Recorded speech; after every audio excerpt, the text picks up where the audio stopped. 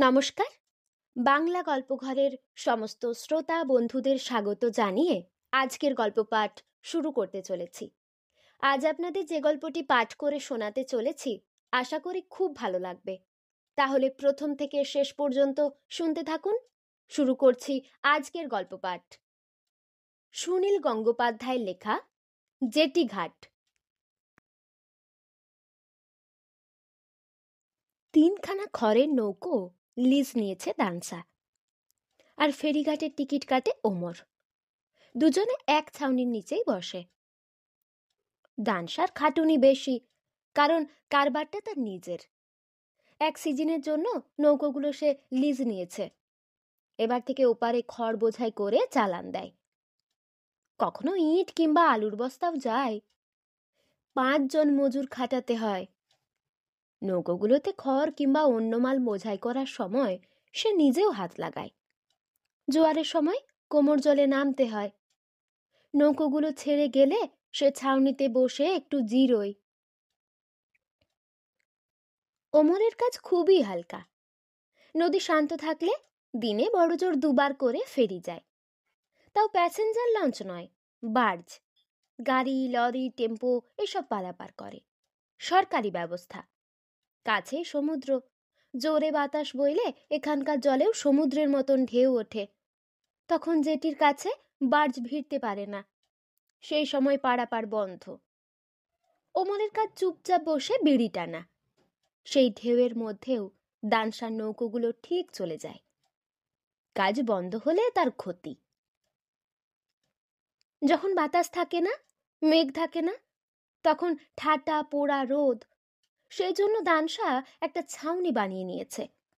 আলগা ইটের দেওয়াল, ওপরে একটা তেরপল বেছানো, মেঝেতে খড় পাতা। রাত্রিরে এখানে শুয়ে থাকাও যায়। একবার বার ছেড়ে গেলে ফিরতে ফিরতে 2-2.5 ঘন্টা লেগে যায়। তখন ওমর পা ছড়িয়ে নদীর দিকে চেয়ে বসে থাকে। মোহনার কাছাকাছি নদী, তাই সারা বছরই অতি জীবন্ত। ভাটার সময় নেমে যায় অনেকখানি, আর জোয়ারের সময় ছলাৎ ছলাৎ করে ঢেউ একটু একটু করে এগিয়ে আসে। কাদার ওপর গেঁথে যাওয়া নৌকোগুলোকে জিভ দিয়ে চাটে। জেটির ওপর জল লাফিয়ে উঠে আসে অনেকখানি। নদী ছাড়া কিছু মানুষজনও দেখা যায়। কাছাকাছি 10-12 জন সকাল থেকে জাল পাতে আর জাল তোলার কাজে ব্যস্ত থাকে। আজকাল বাগদা চিংড়ি পোনার খুব চাহিদা। দামও ভালোই পাওয়া যায়। প্রায় আলপিনের মতো সাইজ, তাও স্বচ্ছ। খালি চোখে বলতে গেলে দেখাই যায় না। সেই চারা চিংড়িরও আজকাল ধরতে শিখেছে। অন্য মাছ ধরার এদের কোনো আগ্রহ নেই। নতুন জেটি হয়েছে, তাই নতুন বসতি। অন্য জায়গা থেকে জেলেরা এসে ঝুপড়ি বেঁধেছে। জলে নেমে যারা যারা জাল পাতে তাদের মধ্যে 5 স্ত্রীলোকও আছে। নামেই স্ত্রীলোক। বুক নেই, পাছা নেই, যেন শিরনোড়ায় বাটা চেহারা, চাবুক খাওয়া মুখ। ওদের মধ্যে একমাত্র আমি নাই খানিকটা চলনসই, তাও আহামরি কিছু নয়। চোখ দুটো কুতকুতে, তবু মুখে একটা তেলতেলে ভাব আছে। আর উড়ুর গোছটা ভালো। সকালবেলা যখন কাদার মধ্যে নেমে নাইলনের লম্বা বেড়াজালের খুঁটিগুলো বাঁধে আমি না, তখন সে তার কস্তার ডুরের শাড়িটা গাছ কোমর করে পরে থাকে। জোয়ার আসার পর জল একটু একটু করে বাড়তে থাকে, আর আমি নাও তার শাড়িটা একটু একটু করে উঁচুতে গুটিয়ে নেয়। পায়ের ডিম ছড়ায়, হাঁটু ছাড়ায়, উড়ুর মাঝামাঝি পর্যন্ত উঠে যায়। তারপর সে শাড়িটা আবার নামায়। একসময় তার বুক জল হয়ে যায়। শাড়ি তার তো ভিজবেই। নদীতে নেমে জাল পাতবে অথচ পরনের কাপড় ভিজবে না, এ কখনো হয়? প্রথম থেকেই সে শাড়ি না পরে ভিজিয়ে উড়ু পর্যন্ত তোলে কেন? ওমর এই রহস্যটা কিছুতেই বুঝতে পারে না। প্যাসেঞ্জার লঞ্চের জেটি আলাদা, সেখানে লোকজন বেশি, কিছু দোকানপাটও আছে। লঞ্চ চালায় প্রাইভেট কোম্পানি। তারা যাত্রী বোঝাই করে লঞ্চ ছাড়ে। বেশি প্যাসেঞ্জার হয়ে গেলে এক্সট্রা ট্রিপ দেয়। আর এই বার্চের জেটিতে আসে শুধু কিছু লরি আর টেম্পো, কদাচিৎ দু একখানা প্রাইভেট লরি। 10-12 জন জেলে জেলেনি ছাড়া অন্য মানুষজন প্রায় দেখাই যায় না। একখানা মারুতি ভ্যান গাড়ি জোরে চালিয়ে এসে সোজা চলে গেল জেটির শেষ প্রান্তে। গাড়ি থেকে নামলো লাল গেঞ্জি পরা এক ছোকরা। জেটির গায়ে যাতে বার্জ বা লঞ্চে সরাসরি ধাক্কা না লাগে সেজন্য কয়েকটা টায়ার বাঁধা আছে। সেই রকম একটা টায়ার ধরে লাফিয়ে বার্জটায় উঠে গেল ছোকরাটি। দূরে ছাউনিতে পা ছড়িয়ে বসে ওমর দেখছে। তানসে একটু আগে একটা খড়ের নৌকো বোঝাই করে ছেড়েছে। পরিশ্রম হয়েছে খুব। সে একপাশে এলিয়ে শুয়ে আছে খড়ের গাদায়। লাল গেঞ্জি পরা ছোকরাটি আবার লাফিয়ে জেটিতে নেমে জোর কদমে এদিকে ফিরে এলো। টিকিট ঘর বলে কিছু লেখা নেই। ওদিককার প্যাসেঞ্জার ফেরির মতো এদিকে টিকিট ঘরও নেই। সরকারি ব্যবস্থায় ওমরের শুধু একটা টুল পেতে বসে থাকার কথা, সেটাই অফিস ঘর। ছোকরাটি এসে 100 টাকার একটা নোট বার করে বলল, গাড়ির জন্য কত লাগে? 60 টাকা না 80? ওমর টাকার প্রতি কোনো আগ্রহ না দেখিয়ে গম্ভীরভাবে বলল, আজ আর যাবে না। ছোকরাটি রীতিমতন চমকে গিয়ে বলল, যাবে না কেন? ওমর বলল, যাবে না, যাবে না। ছোকরাটি এবার গর্জন করে উঠে বলল, ভালো করে মুখের দিকে তাকিয়ে কথা বলো। বার্জি জেটিতে লেগে আছে অথচ তুমি বলছে যাবে না, তার মানে? গর্জন শুনে একটু বিচলিত হলো না ওমর। অবজ্ঞার সঙ্গে গাল চুলকোতে চুলকোতে বলল, জাহাজ থাকলেই যেতে হবে? হ্যাঁ, 12:30টায় বান আসবে, তখন ওপারে জেটি পুরো ডুবে যাবে। আপনার গাড়ি ওপারে গিয়ে নামবেন কোথায়? হ্যাঁ, মাছগঙ্গায়? ছোকরাটি ক্রোধের সঙ্গে এবার মিশল বিস্ময়। হাত ঘড়ি দেখে বলল, এখন তো 11:10। ওপারে যেতে কতক্ষণ লাগে আমি জানি না, বড় জোর 35 মিনিট। বান আসার সঙ্গে কি সম্পর্ক আছে? আমায় টিকিট দাও। হবে না। তার মানে টিকিট দেবে না? একখানা গাড়ি পার হয় না, পেছনে গিয়ে অপেক্ষা করুন। আরো অন্তত 2খানা গাড়ি না এলে জাহাজ ছাড়বে না। যদি আর গাড়ি না আসে তাহলে যাবে না। অন্য গাড়ি আস্তে আস্তে যদি বান এসে যায়? বলেছি তো, যাবে না। ছোকরাটি এবার অসহায় ভাবে এদিক ওদিক তাকালো। তার অদম্য ইচ্ছে হচ্ছে এই শুকনো ঢ্যাঙা লোকটার মুখে 2খানা ঘুষি কষাতে। কিন্তু তাতে তার সমস্যার সমাধান হবে না। সারেঙের সঙ্গে কথা বলে এসেছে। সারেঙের যেতে আপত্তি নেই, কিন্তু টিকিট বাবুর টিকিট না দিলে সে বাড় ছাড়তে পারবে না। ছোকরাটি এবার মেজাজ সামলে বলল, অন্য গাড়ি যদি না আসে আমার খুব বিপদ হয়ে যাবে।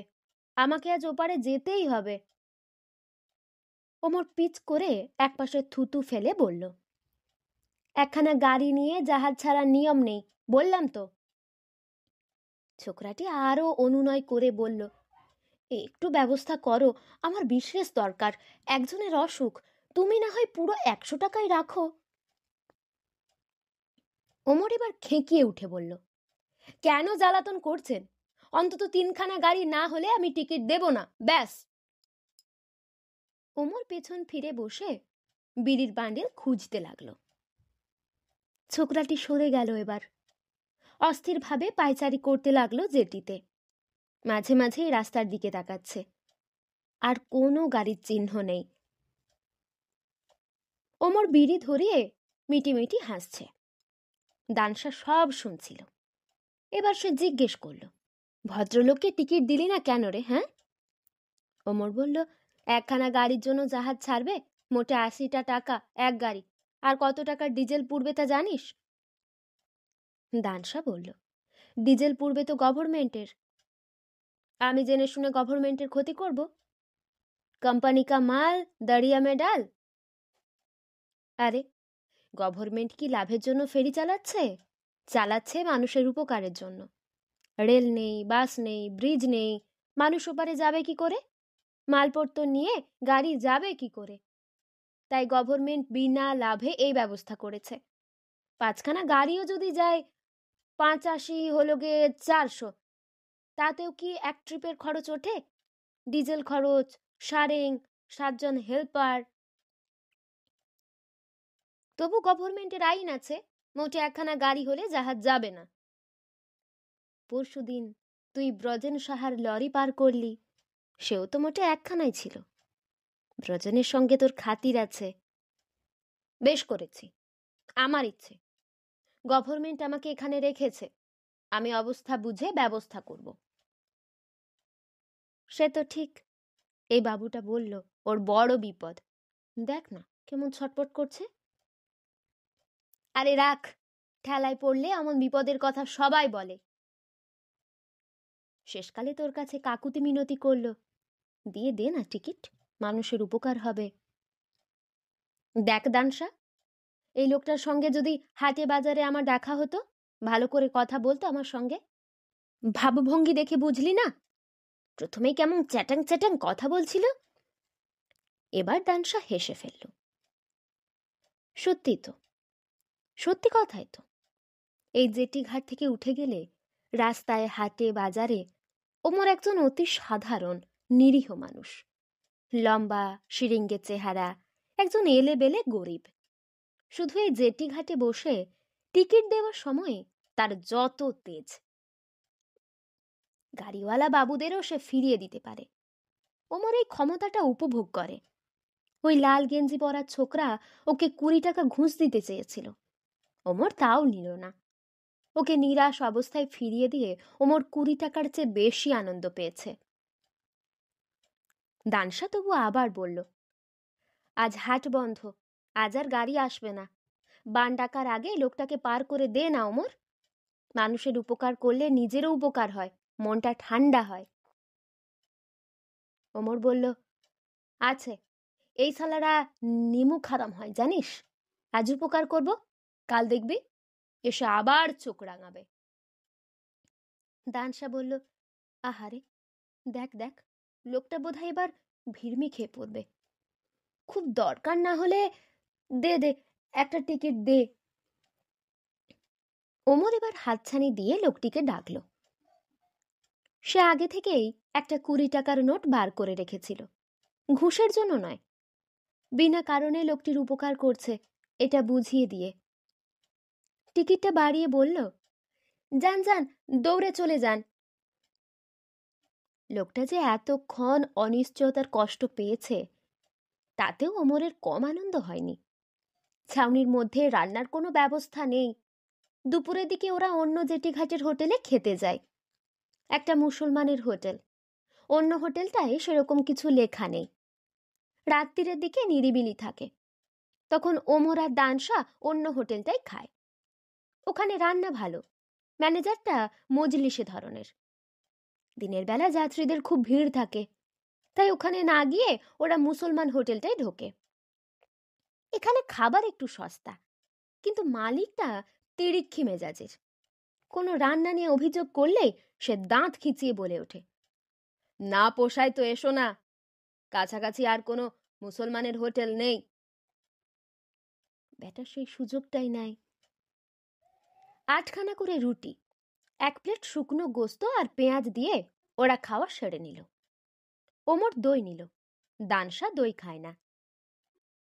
দাম দিয়ে বেরিয়ে আসার পর পাশের দোকানের সামনে থমকে দাঁড়িয়ে দানসা বলল, তোর আর আমার কাছ থেকে সমান পয়সা কেন নিল রে? তুই দই খেলি।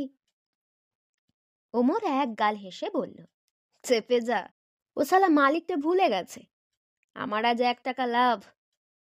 দানসা বলল, ভুল করে দাম নেয়নি, এ হে, ওর ক্ষতি হয়ে গেল। দই তো বাজার থেকে কিনেছে, যা ওমর, টাকাটা দিয়ে আয়। ওমর চোখ কপালে তুলে বলল, ফেরত দিতে যাব? তোর কি মাথা খারাপ নাকি? দিবি না? দই খেয়েছিস, তার দাম দিবি না? ও নেয়নি কেন, সেটা আমার দোষ নয়। একদিন আমি 7খানা রুটি খেয়েছিলাম, ও হিসেবে ধরেছিল 9খানা, তোর মনে নেই? কিছুতেই আমার কথা বিশ্বাস করলো না, 40 পয়সা বেশি করে নিয়ে নিল। ও ভুল করেছিল, তা বলে তুই জেনে শুনে ওকে ঠকাবি? একটা টাকার জন্য পাপ করবি?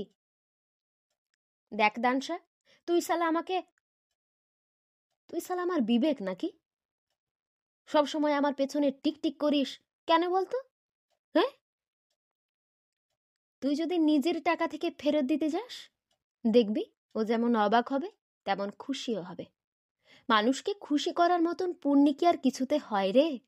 যা যা, একটা টাকা তো মোটে মামলা, দিয়ে আয়। ওমর আরও কিছুক্ষণ তর্ক করে, বিরক্তিতে তার কপাল কুঁচকে যায়। তবু সে একসময় দানসার কাছে হার মানে, হোটেলের কাউন্টারে গিয়ে একটা টাকা ছুঁড়ে দিয়ে আসে। পান খেয়ে গল্প করতে করতে হাঁটে দুজন। সরকারি জায়গায় অনেক ঝুপড়ি উঠে গেছে, আরও নিত্য নতুন গজাচ্ছে। কিছুদিন আগেও জায়গাটা ফাঁকা ছিল, শীঘ্রই একটা গঞ্জ হয়ে যাবে। দূর দূর গ্রাম থেকে যে যেমন পারে জায়গা দখল করে নিচ্ছে।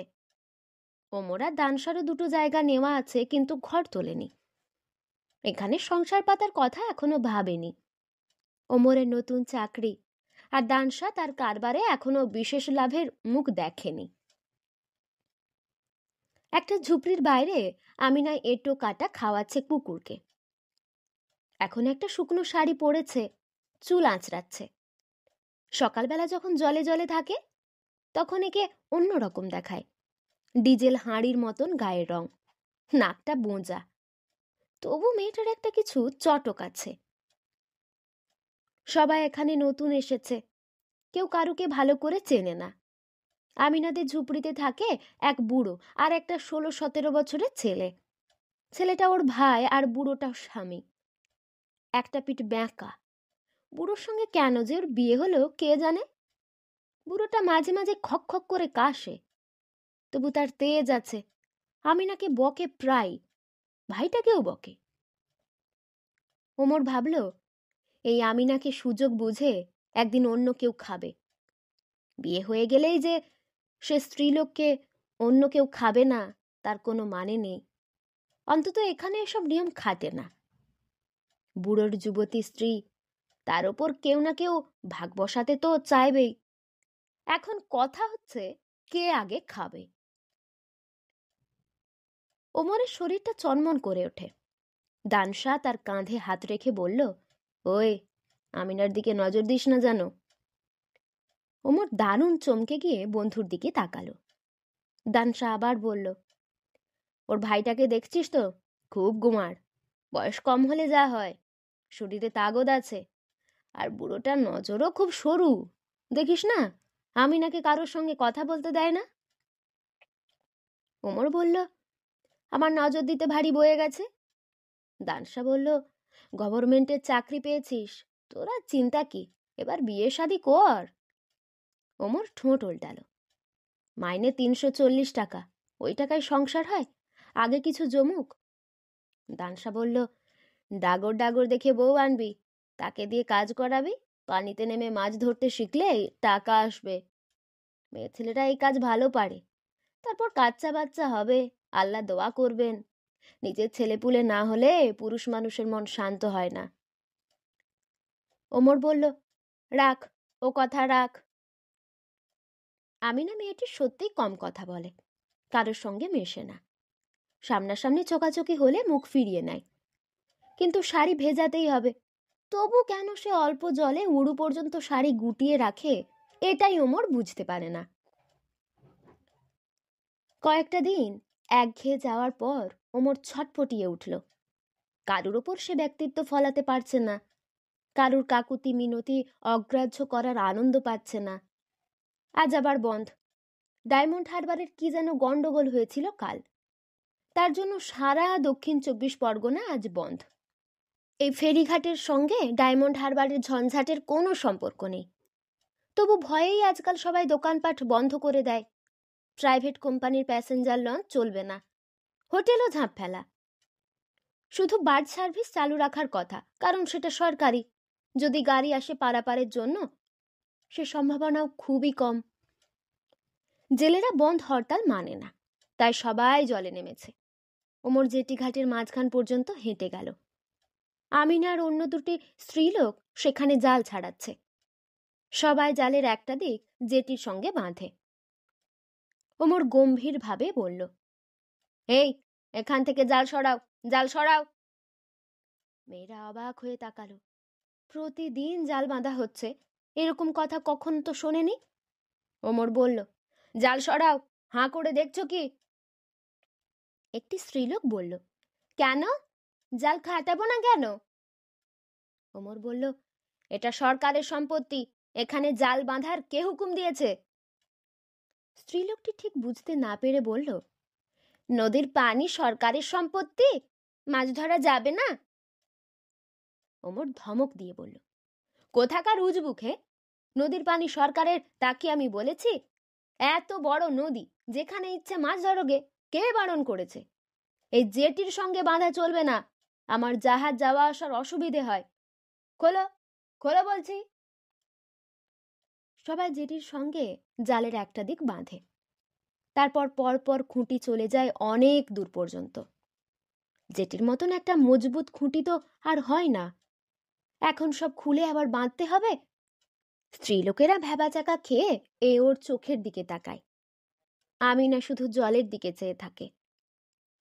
অন্য জেলেরা কাছাকাছি চলে আসে। আমিনার স্বামী আর ভাইও আসে। কেউ কেউ তর্ক জুড়ে দেয়, কিন্তু ওমর অনড়। সে সরকারের প্রতিনিধি, সরকারের সম্পত্তি সে অন্যদের ব্যবহার করতে দেবে না। খানিকক্ষণ তর্কের পর বেশ মেজাজ দেখিয়ে ওমর বলল, অত কথা কিসের? নিজেরা খুলবে না আমি খুলে দেব? সত্যি সে একটা জালের দড়ি খোলার জন্য টান মারে। দানসা একটা নৌকায় খড় বোঝাই করছিল, সেও বন্ধ মানেনি। একটা নৌকো তো ওপারে যাক, ওদিকের বাবুরা যদি আটকায় তাহলে সে আর অন্য নৌকো ছাড়বে না আজ। গোলমাল শুনে কোমর জল ঠেলে ঠেলে জেটির কাছে এসে সে জিজ্ঞেস করল, কি হয়েছে?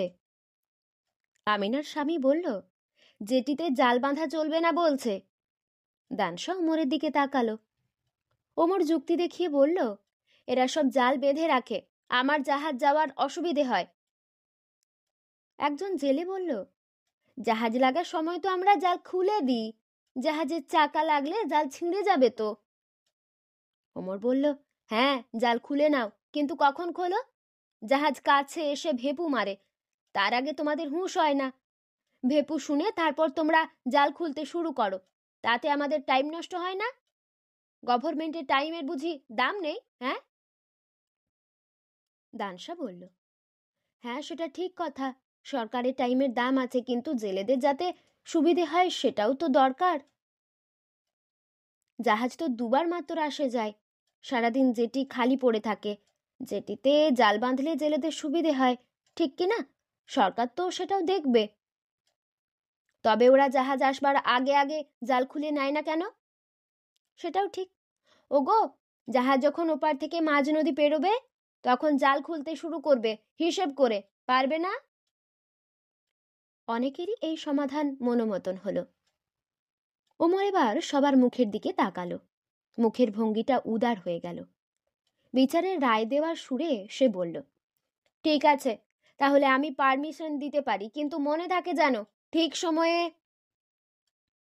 এই ক্ষুদে সাম্রাজ্যের সম্রাটের মতন ধীর পা ফেলে ওমর ফিরে যায় নিজের ছাউনিতে। পরম তৃপ্তির সঙ্গে বিড়ি ধরায়। দুপুরবেলা একটা কাণ্ড ঘটল। চতুর্দিক নিস্তব্ধ, নদীর ওপর হা হা করছে বাতাস। একটাও নৌকো চলছে না। খলের ওপর চিত হয়ে শুয়ে আছে দানসা আর ওমর। একজনের ঘুম ঘুম ভাব, অন্যজন বিড়ি টেনে যাচ্ছে। এমন সময় দরজার কাছে এসে দাঁড়ালো আমিনা। কলাপাতা চাপা দেওয়া একটা ডেকচি নামিয়ে রাখলো মেঝেতে।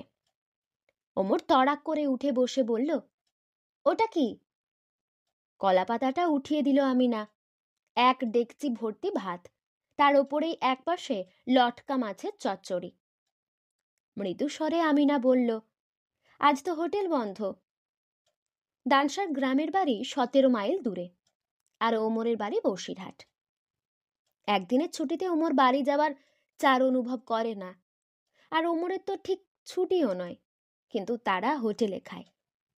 বন্ধের দিনে তাদের আহার জুটবে কি করে সে কথা ভাবে না কেউ। দানশা এক ছড়া কলা কিনে রেখেছে, তাই খেয়ে খিদে মেটাবে। ওমর কিছু ভাবেইনি। দানশা বলল, হোটেল বন্ধ বলে তুমি আমাদের জন্য ভাত নিয়ে এসেছো? তোমায় কে পাঠালো? আমিনা কোনো উত্তর দিল না। দানশা আবার বলল, তুমি কি ভালো মেয়ে গো, আমরা দুটো মদ্য এখানে না খেয়ে পড়ে আছি, তুমি ঠিক নজর করেছ? ওমর ভাবল, কার কথা বেশি ভেবে খাবার এনেছে আমিনা? দানশাটা কি মনে করেছে ওর জন্য? দানশা আজ ওদের হয়ে অকালতি করেছিল সেই জন্য? গাধার কাকে বলে, উকিল বড় নাকি হাকিম বড়? আমিনারা বুঝেছে যে ওমরকে খাতির না করলে এই জেটির ধারে মাছ ধরা যাবে না। আমিনা বলল, আমি পরে এসে বাসনটা নিয়ে যাব। দানশা বলল, আমি ধুয়ে পৌঁছে দেব, তোমাকে আর আসতে হবে না। ওমর ফস করে বলল, তোমরা তো রোজ রান্না করো, আমরা চাল কিনে দিলে দুটো ভাত ফুটিয়ে দেবে? দানশা অবাক হয়ে ওমরের দিকে তাকালো। ওমর বলল, ওরা রেঁধে দিলে আমাদের আর রোজ রোজ হোটেলে খেতে হয় না, আমরা পয়সা দেব, চাল ডাল কিনে দেব। দুজনেই তাকালো আমিনার দিকে। আমিনা মাথা হেলিয়ে বলল, হ্যাঁ, দেব না কেন? এরপর থেকে ভালো ব্যবস্থা হয়ে গেল। দানশার ওমরকে হোটেলে যেতে হয় না। আমিনা কিংবা তার ছোট ভাই এসে খাবার দিয়ে যায়। ওমর আর দানশা পালা করে বাজার করে আনে। আমিনার স্বামীও খুশি হয়, কারণ ওমর ওদের দই খাওয়ায়। বুড়ো দই খেতে খুব ভালোবাসে। আমিনা এখনো বেশি কথা বলে না বটে, কিন্তু মাঝে মাঝে স্থির দৃষ্টিতে মুখের দিকে তাকায়। সেই দৃষ্টির সঠিক ভাষা ওমর বোঝে না, কিন্তু তার শরীর ঝনঝন করে। তার তুলনায় দানশা ওদের পরিবারের সঙ্গে ঘনিষ্ঠতা পাতিয়েছে বেশি।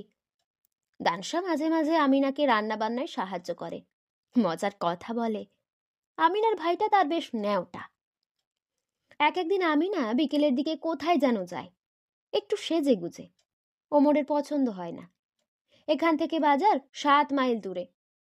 ওমর আর দানশার একটা ভাগাভাগির সাইকেল আছে। আমিনা কি বাজারে যায়? ভাইটাকে পাঠালেই তো পারে। ওমরের সন্দেহ হয় আমিনা যেন অন্য কারোর মুখগহ্বরের দিকে এগোচ্ছে। তাহলে ওমর নয় কেন? দানশা অবশ্য প্রশংসা করে খুব আমিনার। মেয়েটার স্বভাব চরিত্র ভালো, এদিক ওদিক চায় না, যাত্রী ফেরিঘাটের লোকজনের সঙ্গে ফচকিমি করে না, মাছের পাইকারদের সঙ্গে দরাদরিতে সে ওস্তাদ, কিন্তু ওরা অন্য কোনো রকম সুবিধে নিতে পারে না। সকালবেলা পুরো জোয়ার আসার আগে আমিনা প্রতিদিন উড়ু দেখায়। ওমর একদিন জেটির মাথায় গিয়ে দাঁড়িয়ে থাকে। আমিনা তবু লজ্জা পায় না। ওমরের মাথায় আগুন জ্বলে। দানশার কথা মতন যদি ভালো মেয়েই হয় আমিনা, তাহলে উরু ঢেকে রাখে না কেন? একদিন বিকেলবেলা আমিনার স্বামী হঠাৎ খুব বমি করতে লাগলো। প্রথম কয়েকবার কেউ তেমন খেয়াল করেনি। একসময় জেটির উপরে উঠে এসে নেতিয়ে পড়লো একেবারে। মনে হলো চোখ উল্টে যাচ্ছে, নির্ঘাত কলেরা। প্যাসেঞ্জার লঞ্চ চলে গেল এই মাত্র, ফিরতে ফিরতে অন্তত আরো 1.5 ঘন্টা। ওদের একটা লঞ্চ আজ খারাপ, নদীর জলে খুব টান আছে, নৌকো যেতে অনেক সময় লেগে যাবে, অথচ বুড়োকে এক্ষুনি ওপারে নিয়ে যাওয়া দরকার। সাগরদ্বীপে চালু হেলথ সেন্টার আছে, সেখানে ওর চিকিৎসা হতে পারবে। বার্জে দুটো লরি আর 3টে ভ্যান চেপেছে, ছাড়বে এক্ষুনি। আমিনার ভাই সারেংকে অনুরোধ করছিল তার দুলা ভাইকে নিয়ে যাওয়ার জন্য, কিন্তু সারেং কলেরা রোগী তুলতে রাজি নয়। এগিয়ে এলো ওমর, সারেংকে ডাকলো, গম্ভীরভাবে বলল, মনে করো আমার বাপের কলেরা হয়েছে, তুমি তাকে নিতে না? সারেং তো তো করতে লাগলো।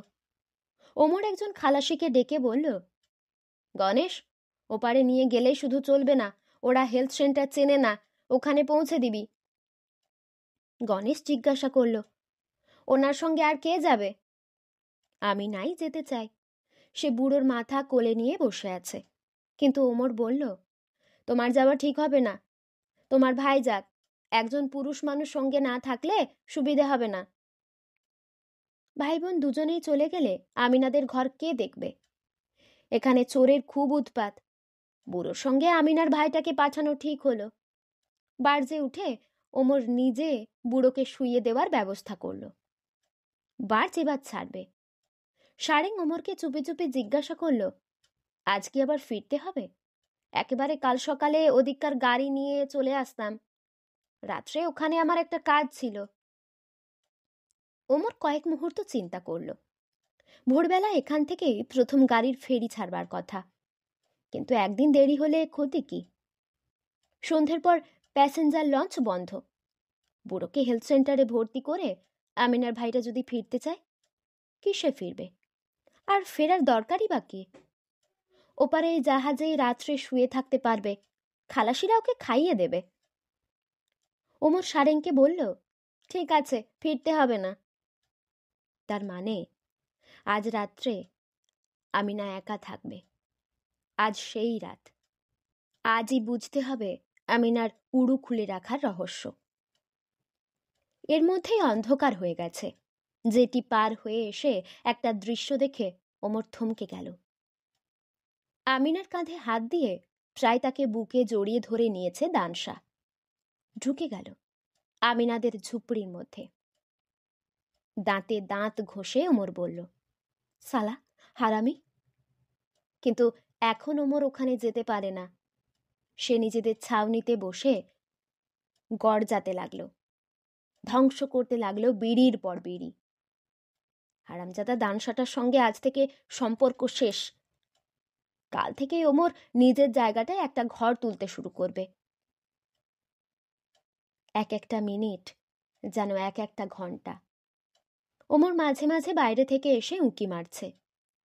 চাঁদ ওঠেনি, আকাশ অন্ধকার, কোথাও মানুষজন নেই।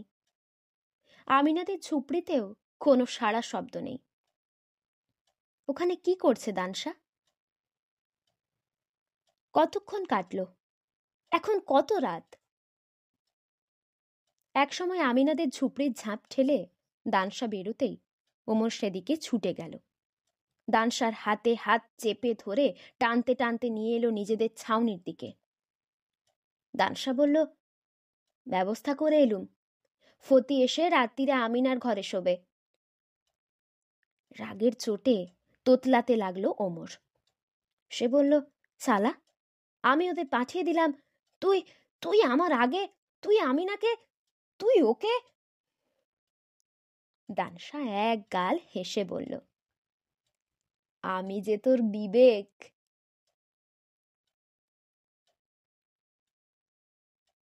এতক্ষণ শুনছিলেন সুনীল গঙ্গোপাধ্যায়ের লেখা জেটি ঘাট গল্পটি।